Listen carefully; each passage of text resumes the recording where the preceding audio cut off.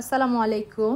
গতকালকে লাইভে করা সেই কেকটা এটা, যেটা আমি নিয়ে গিয়েছিলাম একটা এতিমখানায়, যেখানে মাদ্রাসার ছাত্ররা লেখাপড়া করে, ওরা থাকে আবার চলেও যায়।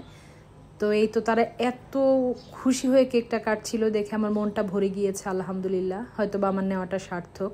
তো আমি কেকগুলো পিস করছিলাম, মোটমাট 25-30 জন ছিল। আমি এত ছোট টুকরা করিনি যাতে বাচ্চাদের খেয়ে মনই না ভরে।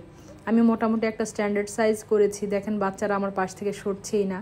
কি যে এক সুন্দর অনুভূতি। সত্যি কথা, এটা একটা শো অফ না, আমার এত ভালো লেগেছে বাচ্চাদের জন্য কেক নিয়ে। যে আমি সবসময় এরকম সুযোগ খুঁজি।